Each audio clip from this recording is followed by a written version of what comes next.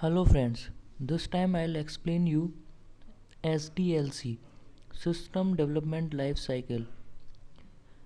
There are a lot of questions in our mind which will make it clear today.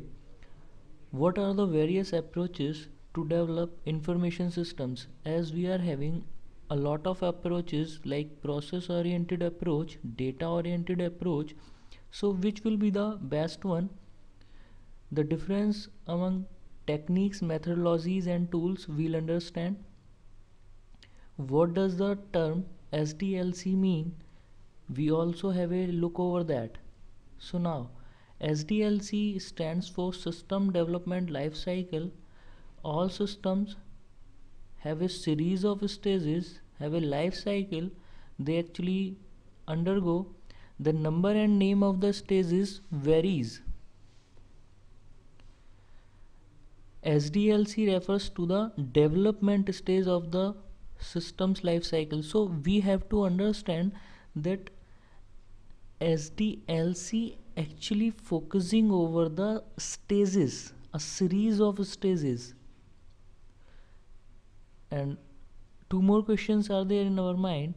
Why are we so interested in development stage, and what about conception, maturity and decline? Actually, the primary stages are conception, development, maturity and decline in SDLC. We are having more than these stages, but we actually focus over conception, development, maturity and decline. Now, what is the difference between the term SDLC and methodology? SDLC refers stages, means all the systems have to go through the stages. So all the stages which a system follows referred by SDLC, wherever a methodology refers to the process or guidelines which are used by human to manage the events which are occurring in the SDLC. So if you want to understand the difference between SDLC and methodology in one line, is simple, so simple. SDLC refers to the stages, wherever methodology refers to the processes. So methodologies refers to process and guidelines, and SDLC refers linear sequences of stages. Sometimes it is confusing that SDLC used with waterfall or traditional approach for developing information systems, but as I have explained you the difference between methodologies and SDLC, now this won't be the issue. Now we look over as the SDLC approach. What this approach do? As we know, SDLC refers to the linear sequence of the stages. Via focusing over these sequences of stage, we develop a system, and the system is developed from planning to analysis, then it goes to design, then it goes to its implementation. So these all are the stages which are linearly in the sequence and followed. Stages are followed from beginning to end. You cannot go vice versa. As we were discussing over number of approaches, we are having process oriented approach, we are having data oriented approach. So this time I am making you describe the process oriented approach. Whole concentration in the process oriented approach is over use and transformation of data. What does it mean? Means we are totally focusing over how we use the data and how the transformation of data is in the system. It includes remarkable representations such as graphical, data flow diagrams and charts and so forth things. You have to denote such things, such processes in process oriented systems. You can use data flow diagrams, either you can use graphicals, either you can use charts, either you can use anything else.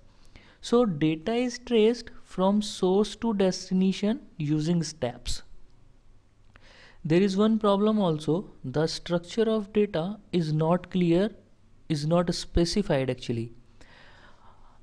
As each and every system, each and every approach has the disadvantages, so does the process oriented too. In process oriented approach, we got the disadvantages like data files are tied to a particular selected applications, which may create problems for flawless working later on.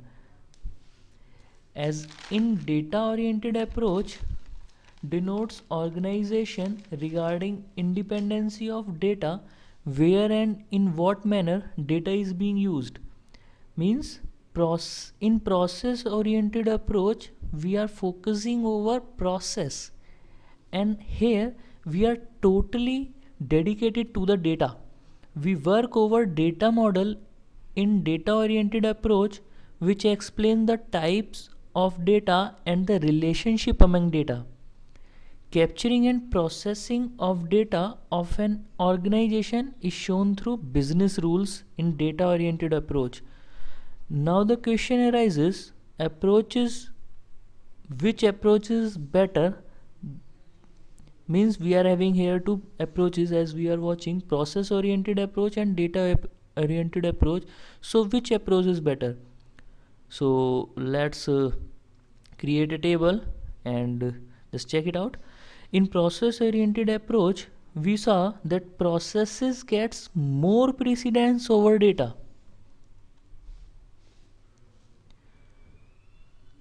We get all the processes in correct manner. Firstly, we mark what data is having importance for us. So in process oriented approach, the main work we are to do, the main priority we are to give is to process. Then we get all the process in correct manner and then we work over the data. Whereas in data oriented approach we do not concentrate over processes. We give the priority to data. As we get the data, we synchronize it in correct manner. Then we focus over how the processes utilize the data. Well, keep in mind that every book is written by different author who have different type of knowledge. So every textbook has different names for the stages of SDLC. So sometimes you can see that in a book sometimes there are number of steps which are more than it and which are less than it. So it depends to the books to books. Usually stages are planning, analysis, design, implementation and maintenance. As we start from the planning and goes to the maintenance, 6 distinct phases are project identification and selection. In 6 these distinct phases we focuses over project identify and then we select, then project initialization and planning, then as we do always in the same analysis, then we go for design of that project, then we go for the implementation, and then the chapter of maintenance comes. Here you are watching the stages of SDLC, which is moving from requirement to maintenance and support at last. Here from requirement we start our cycle, our stage, then we go to design and architecture, and after that we move over development and coding. The step of quality assurance and software testing comes after development and coding. Means firstly you develop the code and after that you test the code, and if the testing is saying that you are doing it in proper manner, you implement that, and after that in the last you have to maintenance. and gives the support. Here you are watching the phases of system development life cycle. As we have seen earlier, project identification and selection, there are two main objectives comes under this. First we identify the needs, then we give priority to need and translation of need into a development schedule. It helps organization to determine whether or not resources should be dedicated to project. So uh, it is giving the support to the organization how you can determine that resources should be dedicated to project or not. Project initiation and planning. We analyze the problem and mentions the reason why system should or should not be developed by the organization. These all aspects comes under project initiation and planning. In analysis phase, we study of current procedure and information systems. It determines requirement of studying current system, and it asks for structure requirement, and we eliminate the redundancies.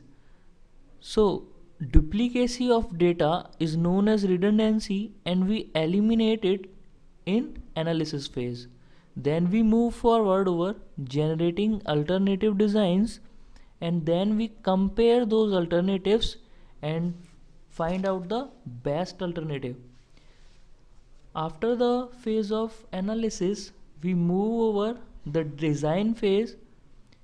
As we are having two type of design here, logical design and physical design. In logical design, our total concentration is over business aspect of the system, whereas in physical design we focus over technical specification.